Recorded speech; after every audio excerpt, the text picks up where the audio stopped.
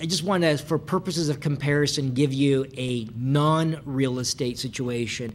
And in here, this was an investment whereby, in this example, ABC Corp, again a private equity fund, was investing in Canadian income trusts and other equity investments.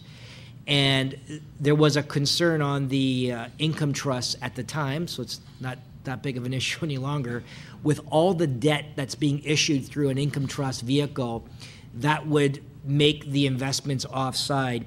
And we did the exact same thing as the real estate example, except as opposed to using a sukuk to get the return out from the Canadian entity up into the foreign vehicle, we actually use a total return equity swap to avoid withholding taxes. So once again, there's actually a conventional financial instrument designed to basically eliminate any Canadian taxes. In this example here, it actually eliminated all Canadian taxes, irrespective of what the return is, including all withholding taxes. And then let me just give you one final example. And this is an example quite recently. This transaction has not been closed, but I would say together with Cassels, we're working on it, and we'll continue to work on it. It's a very interesting use of sukuk, and in fact, I think that if this actually does happen, the use of sukuk could actually expand exponentially in North America. This is using sukuk with sovereign, really replacing sovereign debt.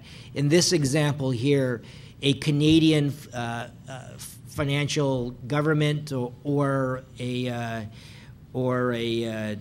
Crown corporation, for example, could use this structure here, and we use it in the context here. This is another real estate example, but in this example, as opposed to having a private equity player here go out and buy real estate and then go out and lease this real estate to third-party tenants, here we have an example of a Canadian government body that's actually doing a sale and leaseback transaction with a sukuk.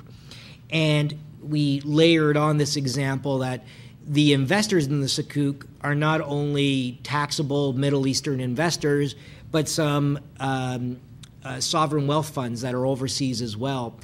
And in this particular case here, when payments are going out to sovereign wealth funds, there's actually rules that avoid withholding taxes on payments of the deemed interest portions of the sukuk. So here, without going through the details, another example of, this is now just an internal sale leaseback transaction, and once again, depending on the actual math here, we actually think, again, there'd be absolutely no Canadian taxation in this example and no withholding taxes out to the ultimate investors. So that just really a very quick overview of a few examples that we've been working on. Thank you, John. I think the message clearly again is Canada is open for business for sukuk. And as you can see, we're trying to work together in advancing this, and there are challenges. And as you see, it's a team. We're a multidisciplinary team here involving, as you've seen from this morning, Shariah scholars.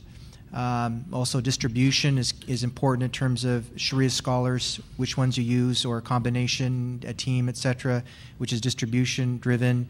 International law firms, we've looked at choice of law, where the SPV is located, Cayman's, guarantor law, if it's in GE was New York law, etc. So you really get an international flavor and offering, and it really takes the team to get it done. So we thank you for your time and for listening to us today.